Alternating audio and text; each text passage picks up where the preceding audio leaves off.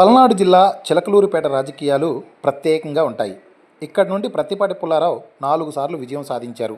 2004-19లో ఓటమి పాలయ్యారు. 2019 ఎన్నికల్లో మొట్టమొదటిసారి బరిలోకి దిగిన విడుదల రజనీ చేతిలో ఓడిపోయిన ఆయన గత ఎన్నికల్లో తిరిగి పేటలో గెలుపొందారు.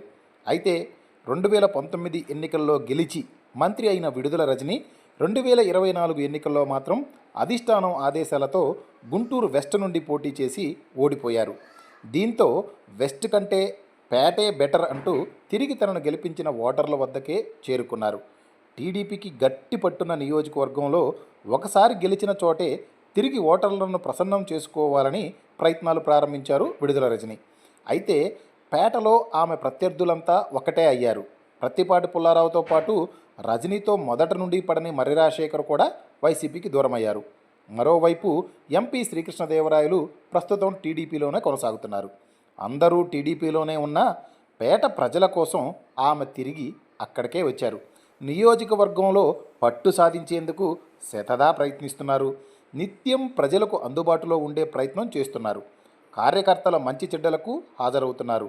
పార్టీ ఇచ్చిన కార్యక్రమాలను తూచా తప్పకుండా చేస్తున్నారు. అదే సమయంలో మాజీ మంత్రి అటు పల్నాడు జిల్లాపైన కూడా దృష్టి పెట్టారు. గత ఏడాది కాలంలో 3 కేసులు నమోదైన కోర్టును ఆశ్రయించి ముందస్తు బెయిల్ పొందారు. ఈ క్రమంలోనే ప్రస్తుత ఎమ్మెల్యే పుల్లారావుపై ఎదురుదాడికి దిగారు. రాజకీయంగా ఎదుర్కోలేక తనపై తప్పుడు కేసులు పెట్టిస్తున్నారంటూ ఆమె ఆగ్రహం వ్యక్తం చేశారు. గతంలో పుల్లారావు అవినీతికి పాల్పడి గత 5 ఏళ్లలో కార్యకర్తలను నియోజకవర్గ ప్రజలను పట్టించుకోకుండా పారిపోయారంటూ ఎద్దేవా చేశారు. సమయం సందర్భం వచ్చినప్పుడల్లా మాజీ మంత్రి పుల్లారావును గట్టిగానే ఢీకొంటున్నారు. అయితే ప్రత్తిపాటి కూడా విడుదల అధికారంలో ఉండగా చేసిన అక్రమాలు, దౌర్జన్యాలు, అవినీతి గురించి ప్రస్తావిస్తూనే ఉన్నారు. ప్రజల్లో పరపతి పోయినందునే తనపై ఆరోపణలు చేస్తూ పట్టు సాధించేందుకు ఆమె ప్రయత్నిస్తున్నారంటూ విమర్శించారు. అధికారంలో ఉన్నప్పుడు ఇష్టారాజ్యంగా వ్యవహరించారని, ఇక పేటలో ఎప్పటికీ గెలవలేరంటూ ప్రత్తిపాటి గట్టిగానే చెబుతున్నారు.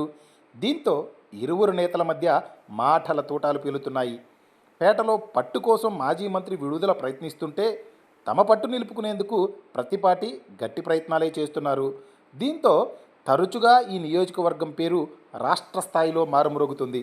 మరో 4 ఏళ్ల తర్వాత జరగనున్న ఎన్నికల కోసం ఇప్పటి నుండే వ్యూహ ప్రతివ్యూహాలతో నేతలిద్దరూ ఢీ అంటే ఢీ అంటున్నారు.